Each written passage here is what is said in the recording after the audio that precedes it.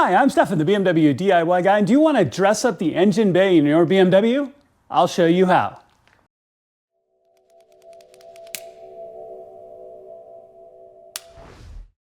All right, y'all, let's talk about this really quick and easy project and why this is something you may want to do yourself. Now, I am a big fan of Downstar. They are a fantastic company that make really cool dress-up bolt kits. Maybe you've seen some of my previous videos, or this is the very first one you see, and you're like, what's a dress-up bolt kit? So these are really cool replacement bolts that you can use underneath your hood in your engine bay to replace various different bolts around in your engine bay and add style and color. Now in this case you notice blue. So these are going to be going into this fantastic carbon black, which has deep blues in it, BMW X3. And the blue option from Downstar is perfect. In the bright sun, this looks really, really blue. This blue is going to be perfect. And I'm going to walk you through all the bolts that you replace. It's really simple, adds a little bit of flair of customization to your engine bay, and I love the way it looks.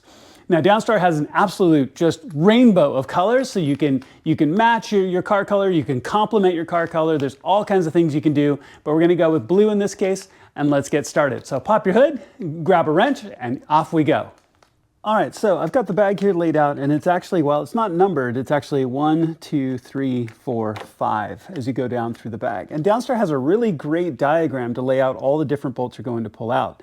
So the very first one we're going to do is number 1, which are these two bolts here, which is going to be a 5 millimeter hex head, and it's going to be a 10 millimeter. These are your Fender bolts, and it's going to be matching on both sides. So I'll show one side at a time, but you're going to do both. The other thing I do is I only cut the bags open as I actually pull the bolts out. That way I don't mix and match anything or forget which ones go where. So number 1 are these two bolts here on the corners. So that's a 10 millimeter to take that out, and the 5 millimeter hex head to put the new bolts back in with your colored colors. So go ahead and get those done first. All right, so next up are the hood latch bolts, but you can only get to one of them without moving this plastic cover.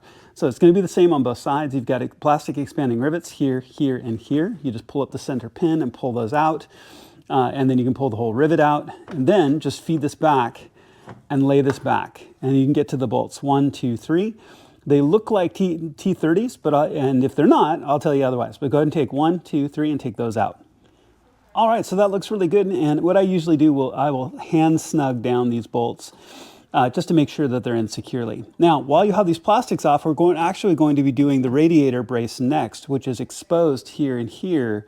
That would be covered by the plastic. So we are going to do that next. So as you do these, and these plastics are still loose, and we're going to transition to these bolts as well. These are all T30s as you take them out, but it looks really good. Now, the one other thing I always do in this case is, as we move on to the bolt set 3, which is the radiator brace here, is I put all the original bolts in separate piles, and I'll put them into separate baggies numbered 1 through 5 in this case.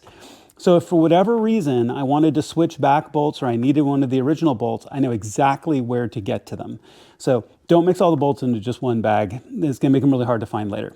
Okay, so go ahead and wrap up number 2 with your hood latch bolts here, and then move on to the 9 bolts here that are all for your radiator brace all the way across. All right, so it looks really good. So now you can flip those plastics back up into place, put those 3 expanding rivets back in on each side, and we're going to move on to the front. All right, so as we move on to bag 4, there's 9 more. 1, 2, 3, 4, which are going to be the standard bolts with the smaller collars.